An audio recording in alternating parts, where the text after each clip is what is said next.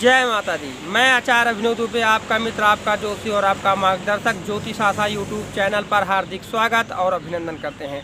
आज हम बात करेंगे कर्ज के बारे में। क्यों होता है कर्ज? कोई भी व्यक्ति जानबूझ करके कर्ज लेना नहीं चाहता और इसके दलदल में नहीं पहुंचना चाहता है, लेकिन ग्रह स्थिति व्यक्ति को कर्ज लेने में मजबूर कर देती है। फिर व्यक्ति कर्ज के दलदल में फंस जाता है और फंसता चला जाता है।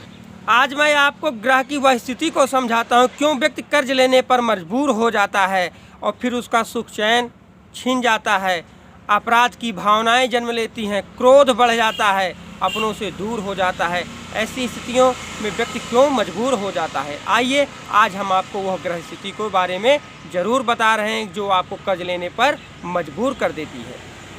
लेकिन ज्योतिष द्वारा इसका समाधान उपलब्ध है कि आप कौन से ग्रहों के दुष्प्रभाव के कारण आप कर्ज के दलदल में फंसते जा रहे हैं। इसका समाधान कुंडली विश्लेषण द्वारा हम करते हैं और कुंडली विश्लेषण द्वारा इसका समाधान कराया जा सकता है कि कौन से ग्रहों के दुष्प्रभाव के कारण आप कर्ज के दलदल में फंस जा रहे हैं, आपका सुख चैन छीना जा रहा है और आपके अंदर हीन भावना और क्रोध का बढ़ रहा है। तो सबसे पहले हम ग्रह विश्लेषण द्वारा आपको ये बताते हैं कि कौन कौन से ग्रहों के कारण व्यक्ति को कर्ज की स्थिति में आ जाता है। तो सबसे पहले आइए हम बात करते हैं राहु के द्वारा।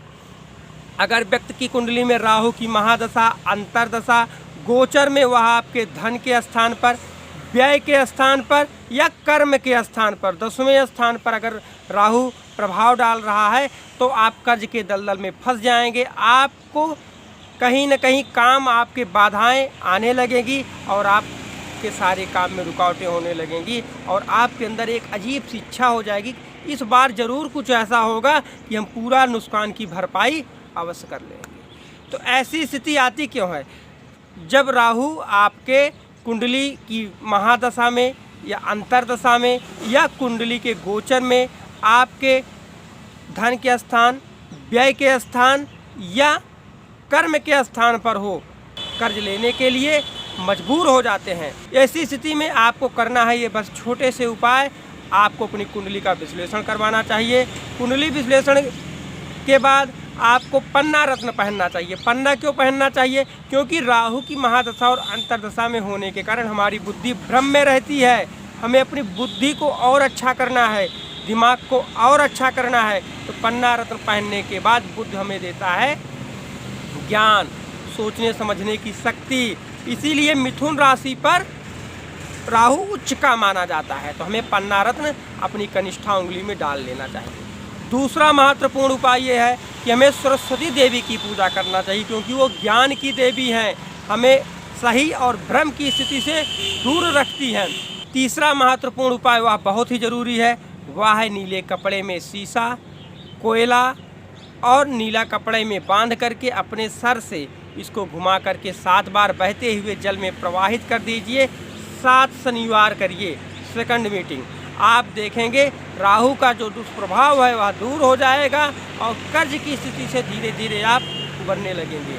और जो ग्रह हैं, आइए मंगल ग्रह। अगर आपकी कुंडली में मंगल ग्रह कहीं कुंडली में नीच के राशि पर बैठा है, 12वें स्थान पर चला गया है, 6वें स्थान पर चला गए हैं, या आपकी कुंडली में मंगल ग्रह गोचर करते हुए कहीं न कहीं 12वें धन के स्थान पर और 6वें स्थान पर आ गए हैं, तो आपको कर्ज लेना पड़ जाएगा। और जब कर्ज लेना पड़ जाएगा तब मुश्किलें आपकी आ जाएंगी और आपको क्रोध बढ़ जाएगा, क्योंकि मंगल क्रोध देता है।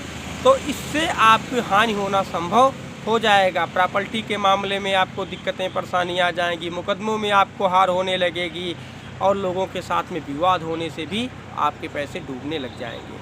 तो ऐसी स्थिति में आपको मंगल का उपाय करना चाहिए। आपको मूंगा रत्न धारण करना चाहिए या लाल हकीक धारण करना चाहिए। सुबह सो करके उठने पर धरती माता को प्रणाम करना चाहिए, क्योंकि मंगल के कारक हैं। हनुमान चालीसा का पाठ करना चाहिए, इसका भी बारे में बताया गया है। ऋण मोचन स्रोत का पाठ करना चाहिए। ऋण मोचन स्रोत से, मंगल का ऋण मोचन स्रोत के पाठ करने से कर्ज से आपको राहत अवश्य मिलेगी। ये उपाय आपको ज़रूर करना है। तीसरा, अगर हम देखते हैं शनि ग्रह की महादशा, अंतरदशा, ढैया और 7.5 में कर्ज की स्थिति बढ़ जाती है। कर्ज लेने पर व्यक्ति मजबूर हो जाता है।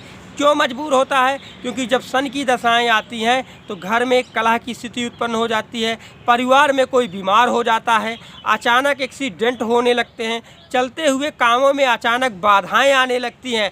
ऐसी स्थिति में हमें करना ये चाहिए कि शनिवार के दिन थोड़े से सरसों के तेल में अपना चेहरा देखें, अपना चेहरा देख करके तेल का दान लेने वालों को दे दें या शनिदेव को मंदिर में जा कर के हमें उसे चढ़ा देना चाहिए।